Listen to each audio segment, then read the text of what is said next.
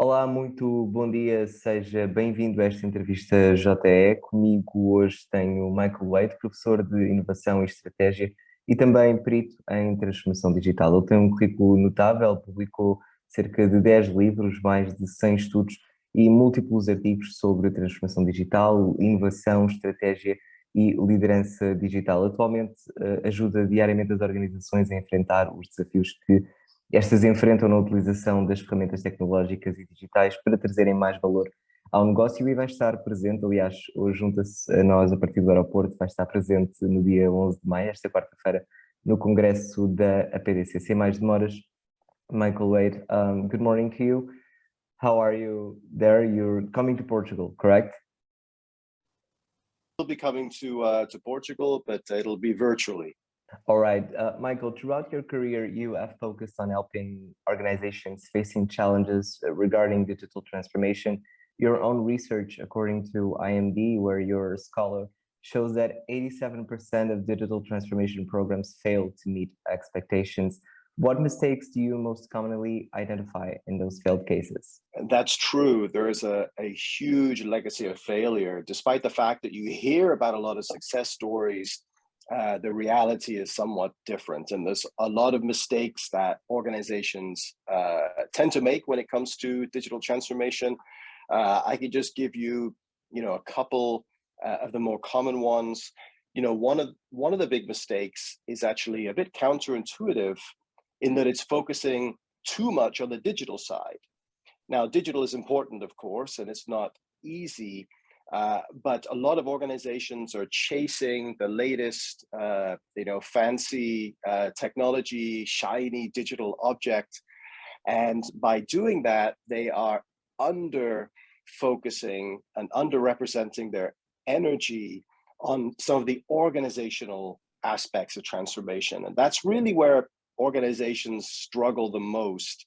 It's not so much the digital side, which is not that easy to start with, but the organizational side. So, the business model aspects, the people aspects, the cultural aspects, the aspects around modifying processes, all the really tricky change management stuff is what often trips up the digital transformation. You said it yourself, the process of digitalization often brings up a lot of unveiled issues or shortcomings, let's call them. Are there other aspects that can make or break a digital transformation process? You've mentioned some regarding organizational and cultural, but in aspects of innovation, creativity, and leadership, how do these add up to the process ahead? So I think all those, innovation, creativity, leadership are all really, really important.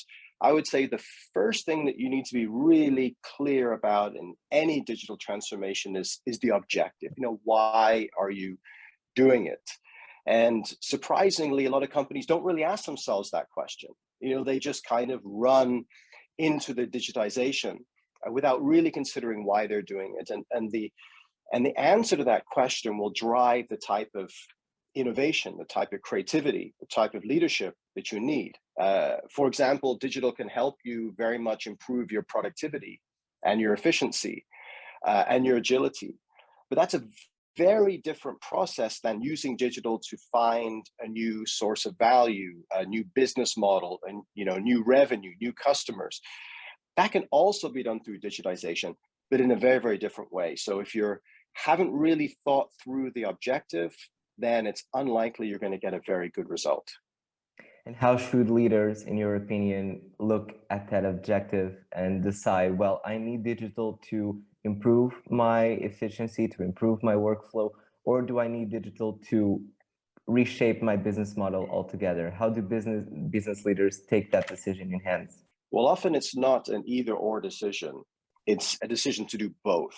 And so the challenge for leaders is to think about, to what extent do we focus on the first one? So kind of what I would call digitization. So taking kind of the analog, inefficient, bureaucratic organization of today and digitizing it. And at the same time, to do the digital transformation, which is more finding new sources of value, new business models, new revenue.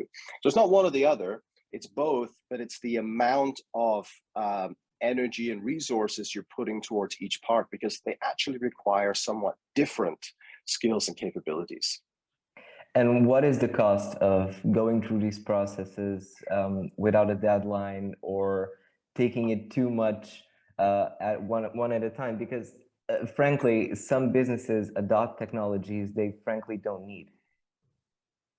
All the time. Yes, that's true. That's true. They do it because it's out there. They do it because their competitors are doing it. They do it because consultants tell them to do it, but they don't necessarily need it. So for sure, that's a big issue for organizations today. That's a big challenge. Now, as far as timing, the digitization part, the digitizing analog processes and putting paper online and that type of thing, that can be done relatively quickly in a matter of months at times. But a full digital transformation, for a medium or large organization, it's years that it takes. So you have to be somewhat patient. And again, it's not so much the digital that's taking the time, it's the organizational change that takes time. So it can take, 2, 3, 4 years to push these things through.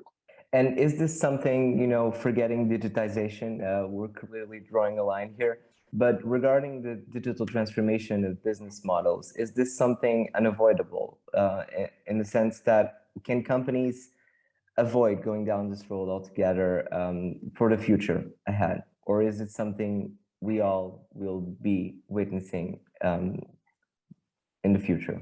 It's somewhat industry specific. When we started looking seriously at digital transformation about, 8 years ago, there were some industries like media and telecommunications, financial services, retail, and so forth. And these were the industries that are getting hit hardest by digital disruption, and they had very little choice. But then there were other industries, heavy manufacturing, resource industries, some service sectors that were less, vulnerable to disruption, and they could kind of put off the process of transformation. It's getting harder today to find examples of organizations or industries where they don't need to transform in some significant way. So you can put it off, but you can't put it off forever. But I would say that because transformation is so difficult, if you're not facing a big opportunity, or you're not facing a big threat from digital disruption, then just keep doing what you're doing better. You'll do fine. Keep doing what you're doing better and cheaper, and you'll be okay. So don't transform just for the sake of transformation. But to answer your question, it's getting harder to find good examples of companies that these days don't need to go through some kind of a digital transformation. And I think the COVID-19 pandemic only accelerated that trend. Your latest book, published mid-pandemic, Hacking Digital, Best Practices to Implement and Accelerate Your Business Transformation. What can we find if we crack open this book? It's your 10th book, correct? Yeah, this particular book is a problem-solving book. So we've written a number of books on digital transformation. We wrote kind of a strategy book. We wrote a high-level execution book. But we still found that organizations were struggling with very kind of tangible, real-world challenges when it came to digital transformation. Stuff like, how does IT and digital, work together? What does a good digital transformation objective look like? Kind of very practical problems and challenges. So this particular book is where we looked at, all the full process of digital transformation, identified 30 of the most pressing challenges when it comes to actually executing a digital transformation. And we looked at them one by one. And we, outlined the problem, and we suggested solutions. So if you're in the middle of a transformation, struggling to get through to the other end, this is a book that might be able to help you along the way. Michael, you have worked with and currently sit on the board of many companies, ranging in dimension between them. In your opinion, how will companies face those more pressing challenges you were just mentioning in the near future? And what are some of those challenges, if you can unveil some of them for us? Well, I think one of the challenges at the moment is meeting expectations. Because of the COVID pandemic, a lot of organizations made big moves into digital. They virtualized the workforce. They experimented, with digital channels for their products and services. And a lot of those early efforts in the pandemic went relatively well. And because of that, the expectations have risen, that people who were maybe skeptical about digital now see the potential. So it's meeting those high expectations. And the pandemic was a particular situation where people didn't have much of a choice. They had to embrace digital. But as we go back to some version of normal, those problems are going to resurface, right? People are going to be, again, a bit skeptical. So managing those expectations is going to be a challenge. I would say another big wave that's kind of forming, that's going to have a strong influence on digital transformation going forward, is the intersection of digital and sustainability. So these are two mega trends that have been, really washing over us for the last decade, both of them, digitization and sustainability, and I would also include ethics there. Now we're seeing these two trends intersect, and organizations, many of them are not ready for what this intersection is going to look like. So how can digital tools and technologies enable, better planetary impacts than in the past? So I think a lot of organizations are now starting to look at this, but they certainly don't have the answers. Well, you call it an intersection of digital and sustainability, and you also said they're megatrends. I would like to pick up on that because it's common to look at these companies from an outside perspective and to think, well, many of them are just, arresting words, putting them in a basket and saying, we are digital, we are sustainable, just to get going and to survive in this ecosystem where companies are required by their consumers and their clients to do so. But many times using those words in company statements doesn't reflect in the company's operations. Is that an issue? Well, there is the so-called greenwashing that we've seen over the last few years, companies talking a lot about their efforts to improve the planet, but not actually doing it.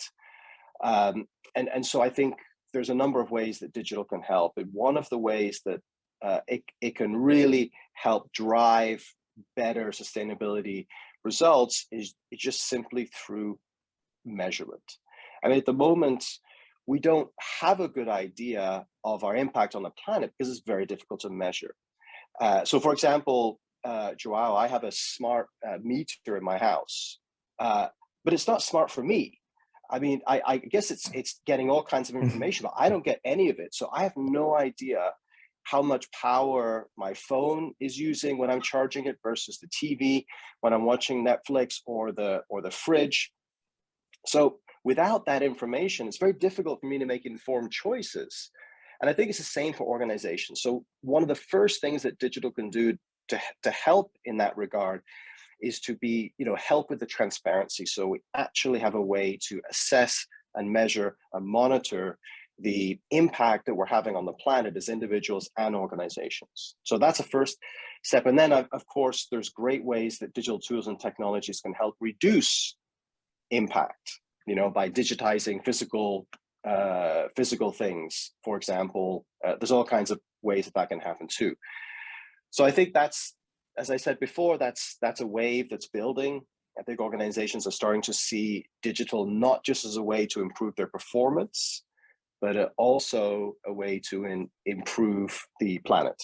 Michael, just to finish this conversation, one last question for you. You have mentioned that what differentiates successful from less successful organizations comes down to how good they are at integrating those digital technologies we were just mentioning. How can that transformation influence the broader organizational, but also cultural DNA of a company? Well, that's a great question. And one of the mistakes you asked at the very beginning about mistakes is that, digital and digitization and digital transformation are projects that are done in silos. And so, you know, or their IT projects or digital projects. And that often underestimates the challenge of working across an organization. And because you can put in a digital tool, but if you really want it to be used and to create value, it has to be linked with processes, has to be linked in the organizational structure, has to be linked with incentives, has to be somehow integrated in the culture and the mindset of the organization. And so that needs to be designed in from the beginning, which means a cross-organizational, cross-functional project orientation. Because if it's not, if it's just run by a digital team, it's unlikely to have those types of impacts that you're talking about. Well, Michael, I know I said that was our last question, but you have mentioned before, and it's a quote attributed to you, that in all of this we're discussing today, that the keyword is transformation, because digital is only an enabler. It's only a means to an end. So as you brace yourself to arrive in Portugal, what piece of advice would you like to give Portuguese companies going forward? Sure. You know, Portugal has a great reputation as being very, very strong on digital. I mean, you have a very good education system. You are graduating lots of people with technical skills. Lots of global organizations are choosing Portugal for their European bases for that reason. So I think, you know, keep doing what you're doing when it comes to building infrastructure to support digital transformation. I think that's a great step. But certainly don't get too seduced by the digital and the technology side of it. As we've talked about throughout this conversation, a digital transformation will succeed or fail on the strength of the organizational transformation. You know, digital transformation, this much is digital, this much is transformation. And so organizations that treat digital transformation as organizational change projects will get better output, better benefits for themselves and for their customers, and those that treat it in a more narrow way. Michael Wade, thank you so much for taking the time to speak with us, and I hope you have a safe trip today. Thank you, it's my pleasure. Obrigado também a si que esteve desse lado a assistir. Sabe que pode ver e rever esta e outras entrevistas JE sempre que quiser na JE TV, em jornaleconómico.pt. Da minha parte é tudo. Nós regressamos muito em breve. Fique bem.